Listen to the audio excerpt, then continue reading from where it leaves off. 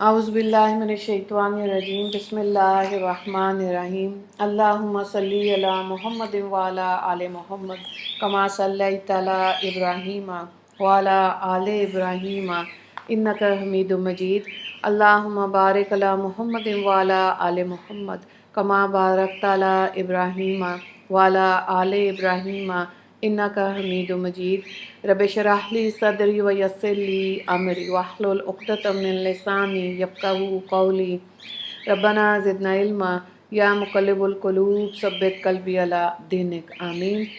10 عنوانات کے تحت اسلامی تعلیمات 25 جمادی الثانی۔ عنوان نمبر 1 اسلامی تاریخ۔ رسول اللہ صلی اللہ علیہ وآلہ وسلم کا حلیہ مبارک۔ اللہ تعالیٰ اپنے پیارے رسول حضرت محمد صلی اللہ علیہ وآلہ وسلم کو جس طرح حسن سیرت، پاکیزہ اخلاق اور اعلیٰ کردار سے آراستہ کیا تھا، وہیں ظاہری خوبصورتی بھی بے مثال عطا فرمائی تھی۔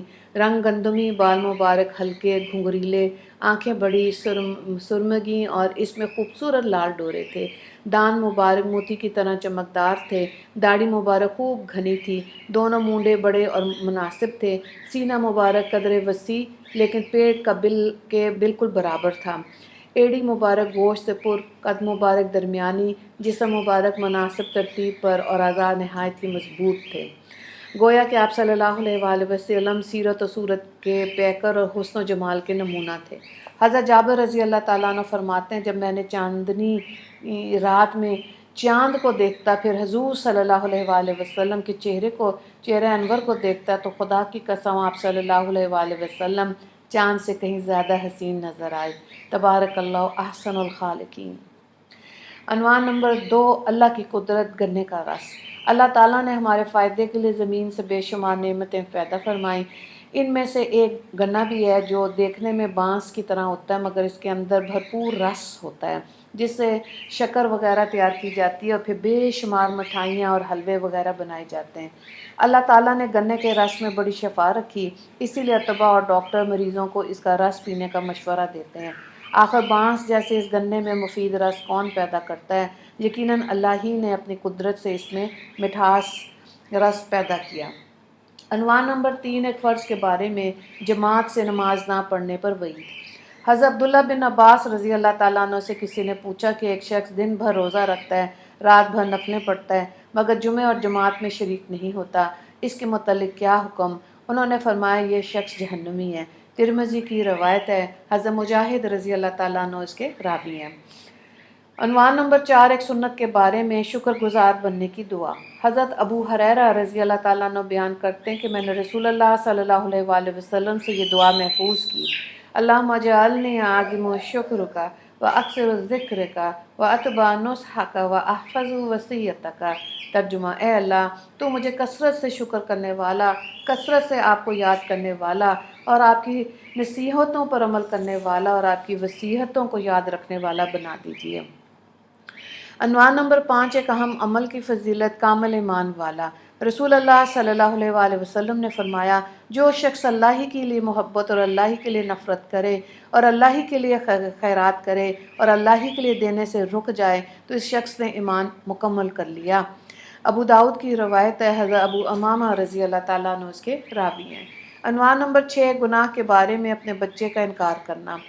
رسول اللہ صلی اللہ علیہ وآلہ وسلم نے فرمایا، جو شخص اپنے بچے کا انکار کرے گا، یعنی یہ کہے گا کہ یہ میرا بچہ نہیں ہے، حالانکہ وہ جانتا ہے کہ وہ اس کا بچہ ہے، تو اللہ تعالیٰ اس کو اپنی رحمت سے دور کر دے گا اور قیامت کے دن اگلے اور پچھلے تمام لوگوں کے سامنے اس کو رسوا کیا جائے گا۔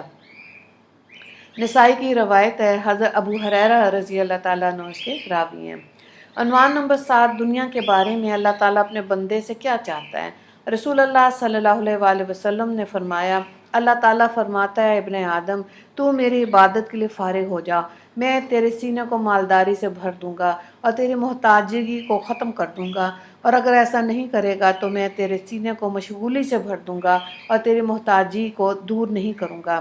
ترمذی کی روایت ہے، حضرت ابو ہریرہ رضی اللہ تعالیٰ عنہ اس کے راوی ہیں۔ عنوان نمبر 8 آخرت کے بارے میں، اہل جنت کا لباس۔ قرآن میں اللہ تعالیٰ فرماتا ہے، اہل جنت کو سونے کے کنگن پہنائے جائیں گے اور سبز رنگ کے باریک اور موٹے ریشمی لباس پہنیں گے۔ سورہ کہف آیت نمبر 31۔ عنوان نمبر 9، طب نبوی سے علاج، کھجور سے علاج۔ رسول اللہ صلی اللہ علیہ وآلہ وسلم نے فرمایا، زچگی کی حالت میں تم اپنی عورتوں کو تر کھجوریں کھلاؤ، اور اگر وہ نہ ملیں تو سوکھی کھجوریں کھلاؤ۔ مسند احمد، حضرت علی رضی اللہ تعالیٰ عنہ کی روایت ہے۔ مفہوم یہ ہے کہ بچے کی پیدائش کے بعد کھجور کھانے سے عورت کے جسم کا فاسد خون نکل جاتا ہے اور بدن کی کمزوری ختم ہو جاتی ہے۔ عنوان نمبر 10، قرآن کی نصیحت۔ قرآن میں اللہ تعالیٰ فرماتا ہے، بلا شبہ یہ قرآن ایک نصیحت ہے، تو جو شخص چاہے اپنے رب تک پہنچنے کا راستہ اختیار کرے، اور تم اللہ کی مرضی کے بغیر کچھ نہیں چاہ سکتے۔